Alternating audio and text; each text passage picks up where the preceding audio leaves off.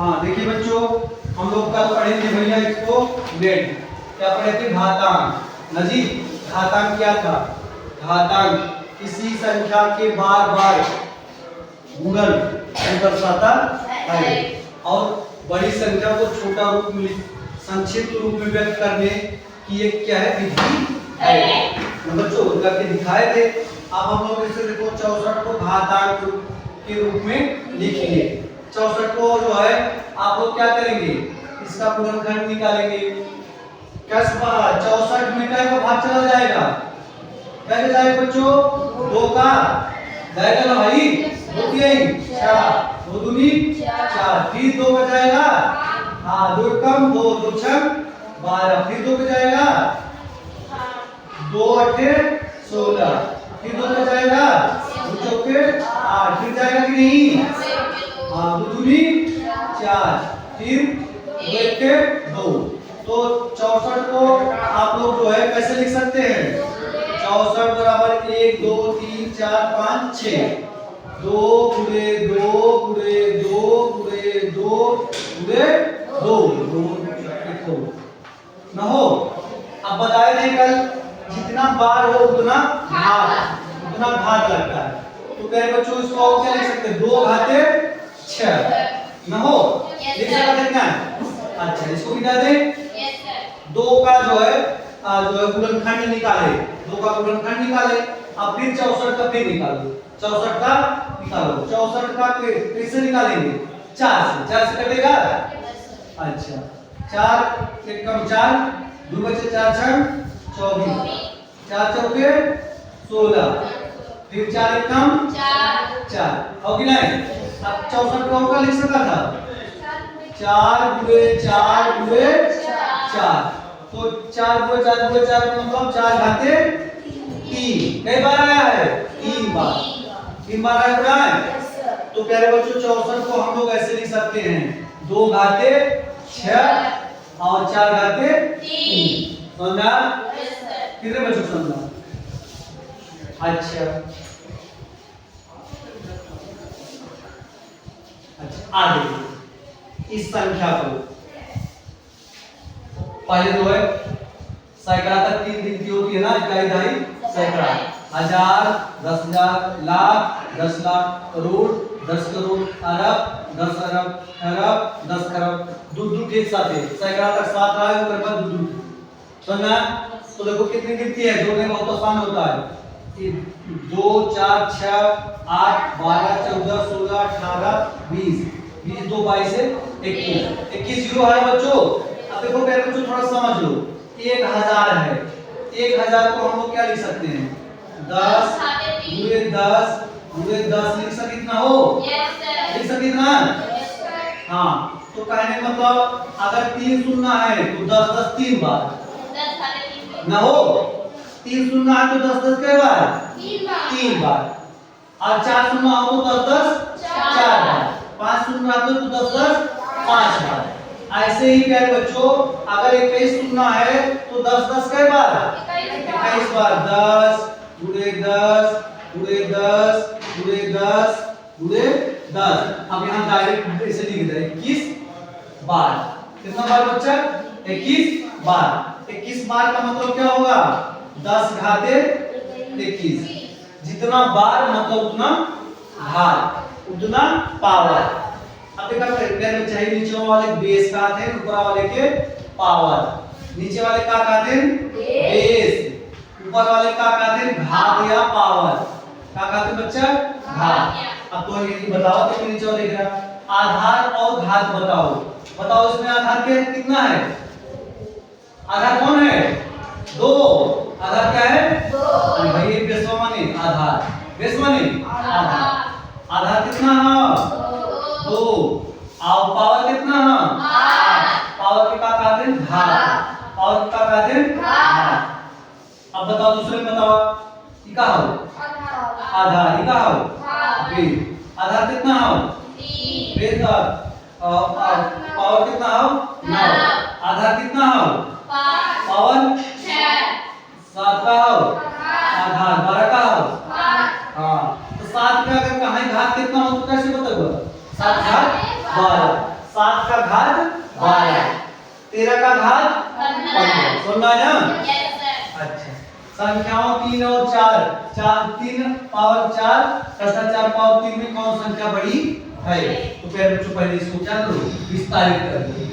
3 घाते 4 का मतलब क्या होगा?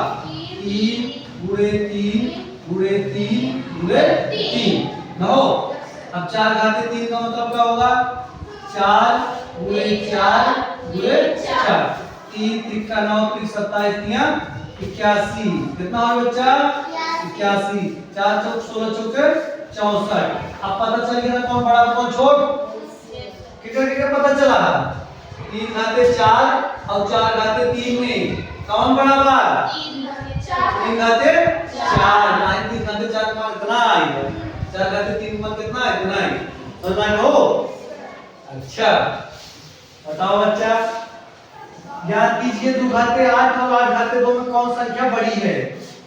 तो भाई इसे कहें ऐसे सही घातांक।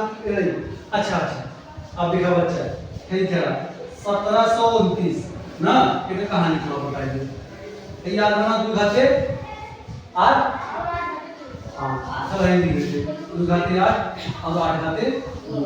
देखा बच्चा 1729 रामानुजन के एक मित्र थे, बहुत बड़ा गणितज्ञ थे रामानुजन न जी। वो विदेश जो है हार्डी उनके मित्र थे, उनकी गाड़ी पे एक गाड़ी का नंबर था 1729। तो कहे कि भैया 1729, हार्डी ने कहा कि 1729 बहुत अशुभ नंबर है। तो उन्होंने कहा कि भैया तो बहुत बड़ा गणितज्ञ थे, देखते ही उनको पता चल जाता था, गणित के दिमाग में तेज चलता था। तो कहे 1729 बहुत ही ऐसा विशिष्ट नंबर है जिसका 2 संख्याओं के घात को जोड़ने के बाद 2 संख्याओं का जो है घन, 2 संख्याओं का घन का योग है, 2 संख्याओं के घन का योग है। तो 2 संख्याएं कौन है? 12 का घन प्लस 1 का घन न हो, ये कितना आएगा? 1729 अभी करके दिखा रहा हूं। 10 का घन और कितना? 9 का घन। देखो बच्चों कैसे चेक कर लो, 12 पे 12 कैसे गुणा करेंगे? यहाँ करी 12 गुणे 12 गुणे 12, फिर कितना जोड़ लिखो? 1 गुणे 1 गुणे 1। अब दूसरे वाले का कितना लिखी हो? हां 1729 लिख दे, लिख दे ना हो 1729 लिख देते हैं। कितना कितना करेगा? 10 गुणे 10 गुणे 10, फिर कितना? 9 गुणे 9 गुणे 9। चेक करें भाई, 12 पर हमें 144 144 12 गुणा करा बच्चों 48 न हो।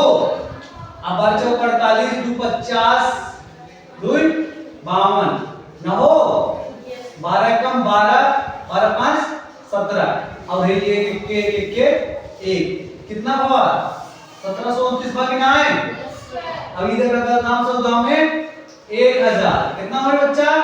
1000 9 81 नवा भाई गुणा कहीं भाई हम तो जाने थे तू उसमें जान ला 9 कम 9 9 8 72 कितना जोड़ दा 729 जोड़ा बच्चा कितना आए?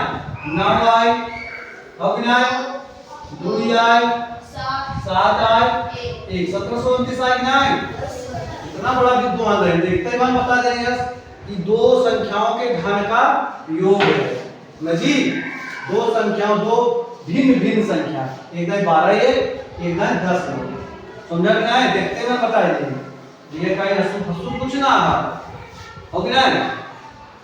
विद्वान ऐसे होते हैं बेटा जी हो, समझ गए उसको यार, बहुत समझदार बच्चा है। अब 2 घाते 8 और 8 घाते 2 में कौन बड़ा है कौन छोटा देख लो। 2 घाते 8 मतलब क्या है?